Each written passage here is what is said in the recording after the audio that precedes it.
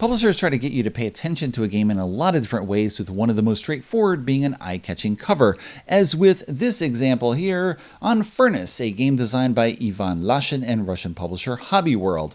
The rules credit 6 artists, with lead artist being Ilya Yurkov.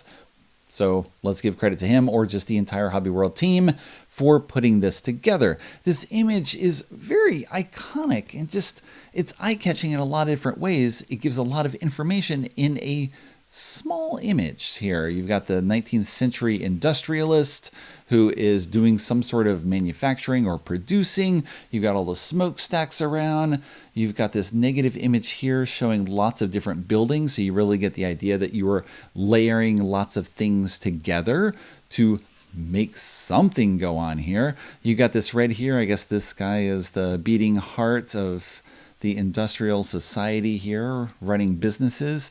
You've got this style of image reproduced on the side here with the negative space again, smokestacks, lots of factories going on here.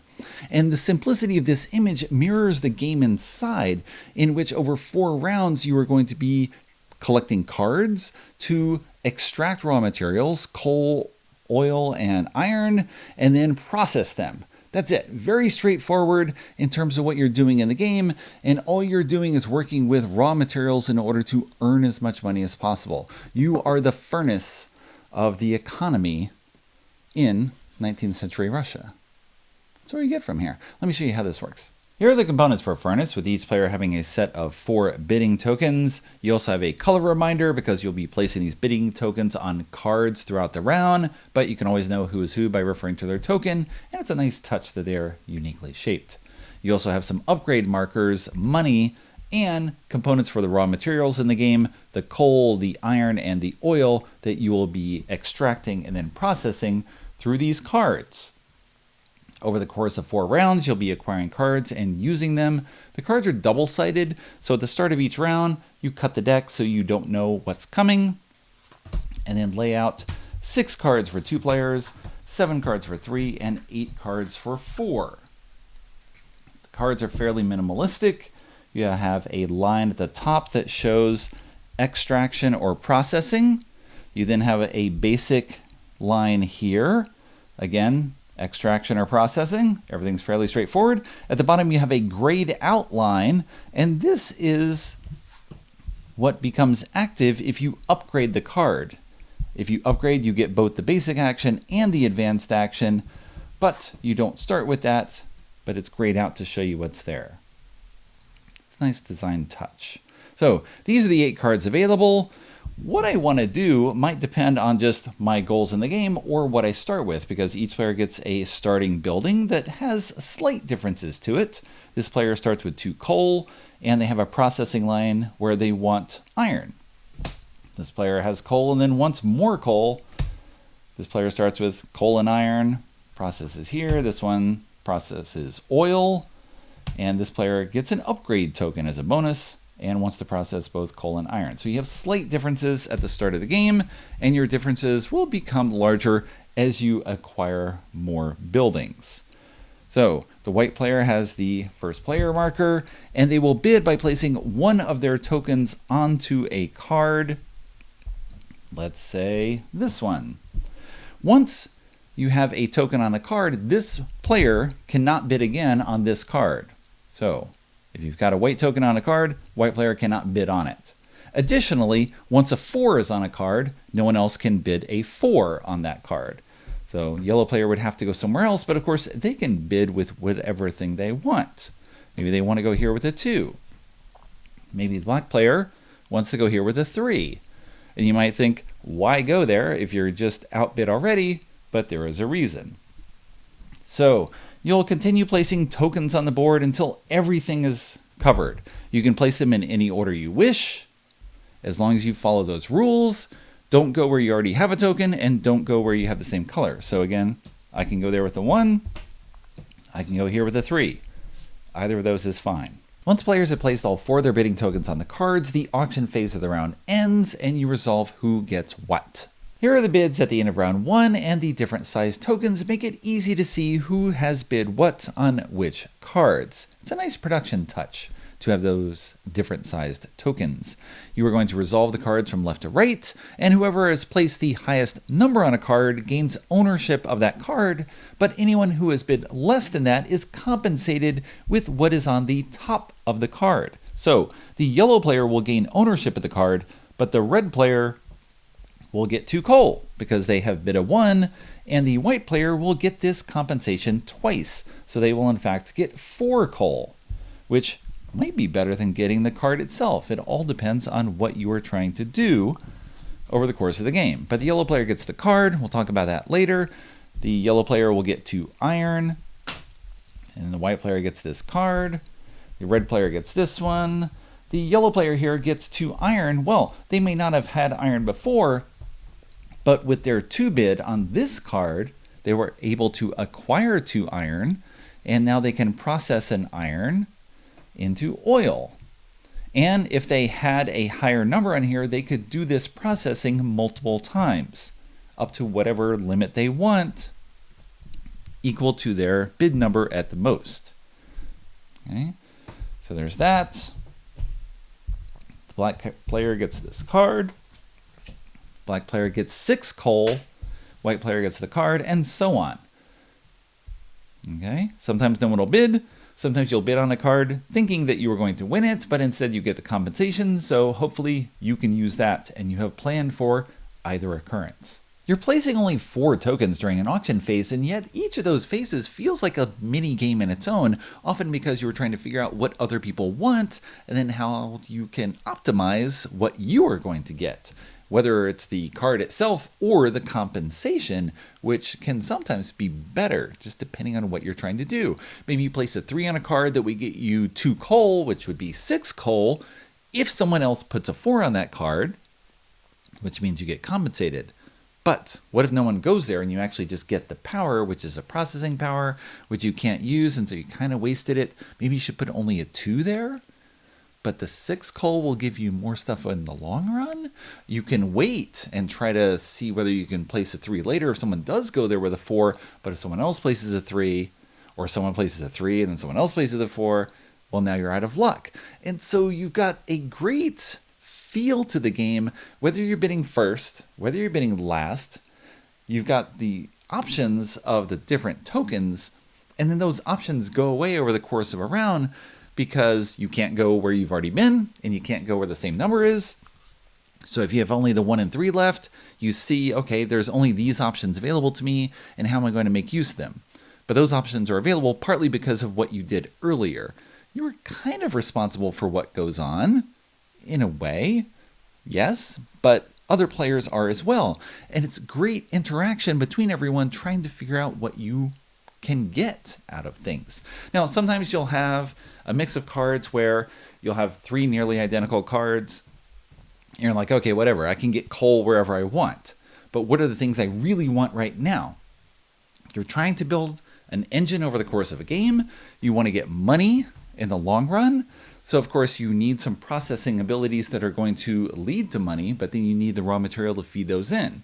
So you're looking for things that you can build up over time, but it's all just in bits and pieces. And again, sometimes the cards will come out and they'll just work perfectly for what you want to do. And then sometimes all the top compensation abilities will be processing for things that you don't have, and it's just pointless. And you're just like, maybe you didn't prepare well for this round. Maybe you should have built up more raw materials. Or maybe it's just the first round and you started with 2 coal and all the processing deals with oil and iron, and it's just not for you. Sometimes the luck of the cards does not go with you. Other times it does. But then, of course, there's all those pesky other players who are getting in your way of you trying to do what you want. I've distributed all the cards from the auction phase, and now we have the production phase. And in the basic game, you can now arrange your cards as you wish at the start of each production phase. So the red player might decide to do something like this. And then once you have all your cards set, you will run them in order from left to right. So they will first get an upgrade token. They can spend 3 coal if they wish for 4 money, and they can do that 1 time. So why not? And then you can spend an upgrade token and a coal to upgrade a card, and you can do this action as many times as you wish But upgrade tokens are fairly rare in the game. Let's say we do this. And now I can spend 2 coal for an oil. I can't do that last action there where I get an upgrade because this card is not upgraded. I get iron, and then I can spend an oil for 4 money. And I can do that twice, but I have only 1 oil. So maybe this was a mistake back here. Maybe instead of doing 3 coal for 4 money, I should have waited and done 2 coal for an oil. So if I take away that 4 money, I rewind the clock a bit. I put these here for oil. I do oil here for 4. Yes, that'd be better because then I'll end up with 1 more coal. So you're trying to run your engine as efficiently as possible. Next round, I'll get more cards. I can rearrange how I want to do things. Sometimes it's not clear exactly what's the best option because you have something like this. Okay, well, I can spend oil for 4 money, but I have no oil. I can get oil here, but only if I upgrade. But if I upgrade, the upgraded card has to come after this. Or I'm upgrading it for next time. So I have this initial thing where I process, but I have no oil, I have no iron, so I don't do this. I come here, I spend the upgrade token and the coal to upgrade this for next round. Now I'll have this, and then I get 2 coal. Kind of a dud round for me. But, something. All right, here, we got this player. We got an option they can upgrade this so they'll get 3 coal or spend coal and oil to get 6 money. But I have no coal, so this upgrade is useless right now, so let's go ahead and do this. Except I have no coal. I can't upgrade at all. All I do is I get the token, I can spend this iron now for 2 money, or, well, why not? Get 2 money. And then I do this, I sell this for 4. You have 1, 2, and 3 coins, as well as 5, 10, and 25. And now I get an iron back again. Not much going on at the beginning. Each player ended up with 2 cards in my example. That does not necessarily happen in a round because you may win only 1 card, the one you had your 4 on, or you may win 3, or even 4, depending on how other players bid. It is wildly fluctuating, and you'll end up with varying amounts of cards at the end of the game. Once all players have finished the production phase, whoever has the first player marker passes it clockwise to the next player, and you start the next round. The round marker in Furnace is another clever production item similar to the different sized bidding tokens and the uniquely shaped player color markers. You have the round marker on the side of the card holder, and for the next round you just rotate it down and keep rotating until you get through all 4 rounds, and at the end of those 4 rounds the game is over. You can rearrange cards as you wish in each production phase to optimize your engine and accommodate what you have acquired in that auction phase, but sometimes things just won't work out no matter how you arrange things, because this card will extract iron and this card will let you process it, but this card extracts coal and this card lets you process coal, and you have to make a choice of one before the other, and you can't get the best of everything. Also because you acquire upgrade tokens, and then you can only use the upgrade side of anything that comes after that starting building, unless you want to wait for the next round, which of course the game only lasts 4 rounds. So you can't get everything done. At the end of those 4 rounds, whoever has the most money wins. If there's a tie, you see who has the most cards because they have more stuff. And if that's a tie, which has happened in some of the 7 games that I've played on a review copy from Hobby World, well, then you see who has the most resources left, because that's more stuff. And if that's a tie, you're just tied. What I've described so far is what the publisher recommends for your first few games of Furnace. After that, you can add in the Capitalist Cards. There are 5 cards. You'll be dealt 1 at random, and they will differentiate your starting position more than just what you have on your starting card. And that's good because it gives you a little bit of focus from the very first round rather than just trying to maximize what you can get. With this guy, for example, you're compensated as if your discs are 1 larger. So instead of getting 1, 2, or 3 of something, you get 2, 3, or 4 of something, which if you're processing is often a waste, but when you're extracting, it can be great. You'll just get tons of resources. This guy gives you an extra disc. So now you're bidding on 5 cards instead of 4. It's good and bad because, yes, you're bidding on 5 things, but you can't bid where you've been before and you can't bid where there's a 2, so you're sometimes limited, but usually you get something.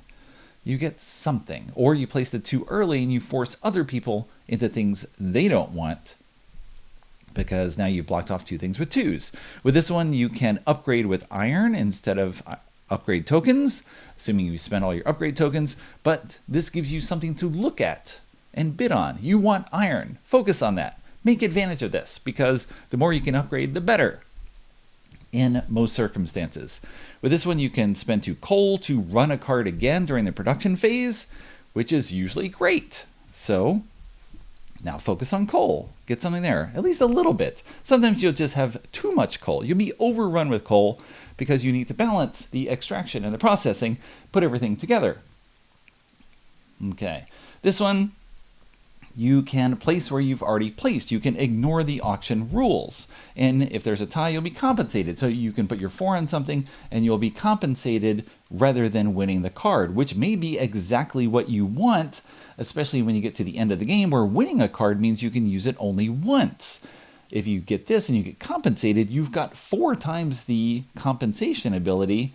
And so, that can be awesome to help you run your final engine and give you more stuff to run through and ideally end up with more money. The capitalist cards are ideal from your second game on. You get the learning game out of the way, and now you have some differentiation as to what you're doing. Essentially, the game gets a turn 0 because now you're each starting in very different positions.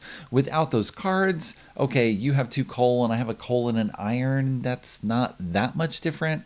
Our processing abilities differ, but it's pretty minor compared to the capitalist cards, but it's still good to have that learning game because then you can just focus on the idea of extracting and processing, right? Run that engine, get as much as you can out of it, and now you're going to put a little twist on it, and it makes the first round feel more important. So that's good. It gives you more out of that short game and gives you little different ways to function because the cards have very different powers in terms of how they play out over the course of the game. Aside from this, there's a little variant as well for 2 players. Let me explain that. The 2-player game works very much like the 3 and 4-player game. You each have a starting card. You're going to have 6 cards. You can play with the capitalist cards or not as you wish. But an auction game with only 2 players doesn't really have the same level of competition that you might want. Even though you have only 6 cards, you're still going to have a good chance of getting what you want. So we make a small change with 2 players.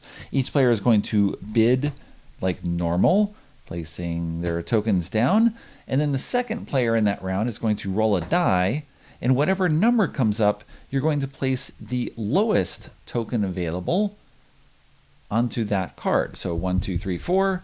And now this spot is occupied with the 1, so none of the players can go there with the 1, which this player might have wanted to because hopefully they're going to get to iron and then they can process it here, but now this is occupying the spot, so they'd have to put in the 3 and then hope that someone with the 4 goes. So that plan is now out of play. They can still hope to win this card, or maybe they just want to go ahead and fine, I'll win this card rather than doing it once. Okay, sure, I'll put my 3 here, and this player says, I'm going to lock in here for money. You roll again, 6. Okay, 2 goes here. Red player goes, black player goes. I'm playing somewhat randomly at this point, not looking at a goal. Okay, yellow is here, so then you go to the next card down the line. The 3 goes in, and now players come in. And last card, whoops. Oh, you thought you were winning that card? Now you're not. You're getting compensation, which may or may not be what you want. But as you start playing the tokens down, you really can play the odds as to what is going to go where, and you can take that into account. So it's not perfect. You still have a somewhat random opponent, but you can play the odds more than a strictly random play. So that's just how it works out. So if you're bidding to begin with and you have something like this, right? And you roll a 2, well, then you use the lowest available token, which would be a 2. And then next turn, if you, let's say we have this come in and this, and now you roll again and you get a 2, well, this spot is already occupied, this is here, and you have to immediately jump to the 4. And so you have some variability in terms of how things flow. You know that nothing is going to go here with the 1 and 3, and actually you can, if you're the black player, maybe you put the 3 somewhere and you're locking this out, knowing that the other player cannot win it. And if the red player had already played their 4, you know you can win 2 cards with your last 2 tokens. So you play a little bit differently based on how things are going to unfold in the bidding. It's a nice little twist.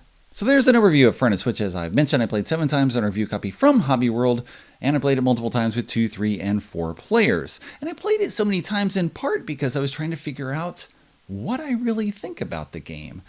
Sometimes I'm not really concerned with whether I like a game or not, but what in the design is driving my reaction to it. And it was interesting, as I played it multiple times, you really see that Furnace is kind of 2 games meshed together mostly. It has the auction phase, which I find fascinating and brilliant because you have an incredibly clean system in which all 4 of your choices matter, and you care a lot about what other people are doing, and you can play off a lot of what they are trying to do, because you have things that you want to win and things where you want to get compensation, and you're trying to guess what other people are doing and force particular plays by making bids yourself that then they have to react to based on what you think they want.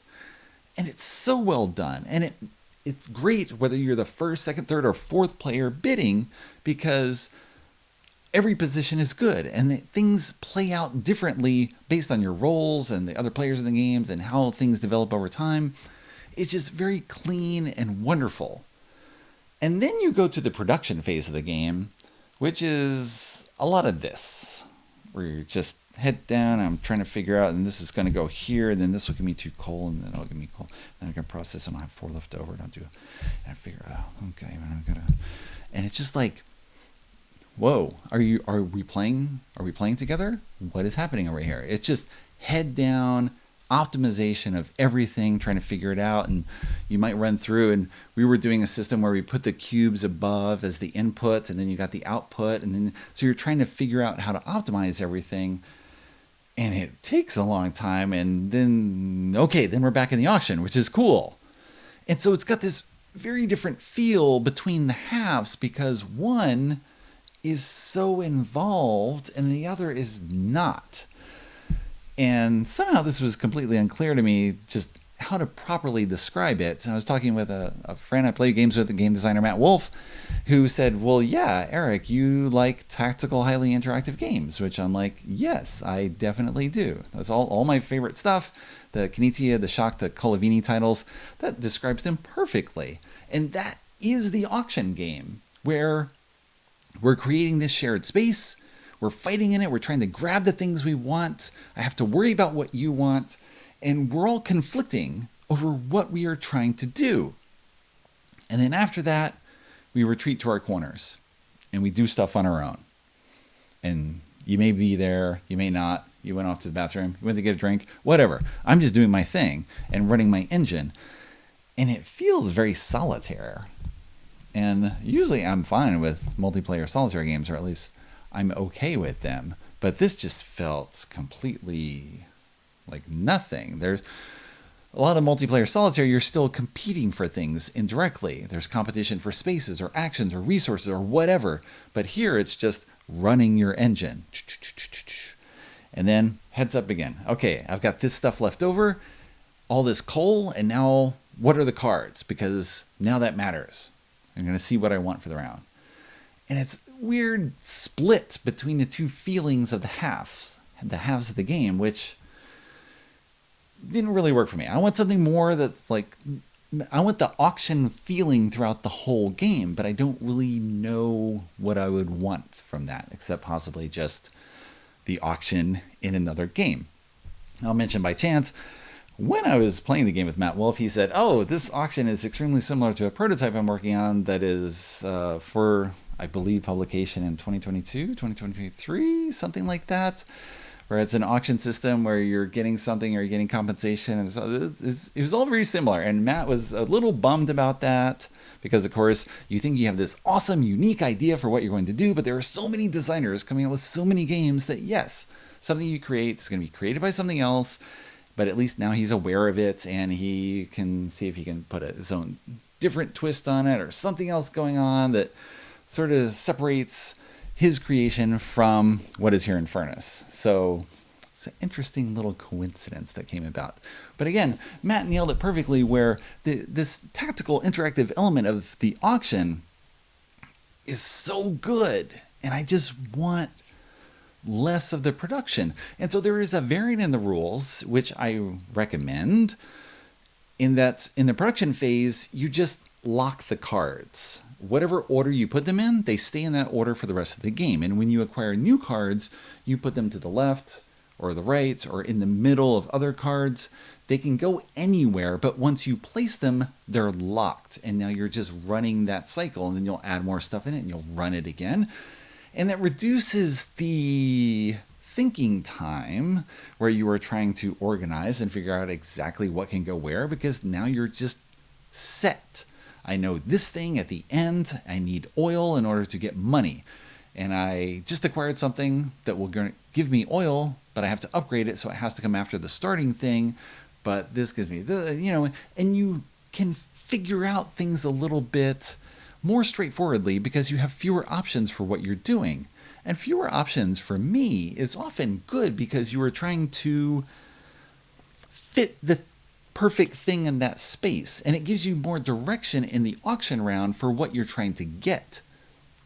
You value things differently when you don't have the freedom to move them as you wish. You need to get something to fit into this space in your chain, because I ended up with lots of extra coal, and this thing is going to let me convert coal to iron, and then that iron will be used here, and this will be used here, and it'll be so on. And you just, things flow a little more quickly. It doesn't really change a lot of other things, but it's just less of the stuff that I don't find interesting, which lets me focus on the auction, which is ideal. Because, again, played with all player counts, and it's ranged a bit in terms of the feel of it. Initial 3-player games were very good. 4-player game was good, and then a 4-player game with different people was, it just felt like you could really feel the solitaire nature of it, where we were just sort of, and now I'm doing my thing. I'm drifting away from everyone else. And then 2-player works really well, simulating that 3rd player in the auction. I didn't think it would work well, just with the die having some random bid, and yet it does work well. And then more 3 and 4 players, and it's kind of all over. But you see, the more I play, yes, we figure out, somehow it took Matt just really putting a name on it and saying, yes, this is why I like this one part so much more than the other part. And it's interesting to see it and figure out how a game works. And that's often what I like more than just saying, yes, here's this game I like. But it's more about, here's how this game works, how it functions, where someone created something meshing these elements together. And for some people, it might be ideal because it is marrying these elements that you might like in terms of building up an engine and trying to snatch things from other people and just optimize everything and squeeze every last dollar out, or ruble, as the case may be, in order to win. And me, I feel like it's not quite there for me, but again, I am not you. I don't know what you like. Maybe this will be perfect for you, and maybe it won't. Maybe you like the second half more than the first. So, right, we all find different things to our taste, but I like to understand how it works, and that's often what's more of value to me. So what's also interesting too is looking at this box. This was an early production copy from Hobby Worlds, and now it had a spiel that I'm talking about now only, in Q2 2021. because the game is about to be released on the market. So they're giving people a heads up and trying to find licensing partners. You look inside the box here, and only 1/3 of the box actually has stuff in it. And I understand why publishers use boxes of certain sizes. There are benefits to having standardized units in terms of how you palletize things and ship things and just, order. And there's all sorts of reasons why you want to do that. But then I look at this and I'm like, I want this box to be smaller. As much as I love this cover, I'm going to cut up this box and put it into a smaller space that is going to fit on my shelf, similar to what I have done with other games in the past. But I'll do that in a separate video. Just in case you're curious and want to do something like that on your own, you can also get a mini furnace by cutting it down. We'll see how it's published when it actually hits the market from Arcane Wonders in the US and other publishers around the world, because there are many licensed versions, because the game is an incredibly cool concept. And half of it works wonderfully for me. And maybe all of it will work wonderfully for you. At least I would hope so, because why would I wish otherwise? I hope you find something you love, which is possibly Furnace.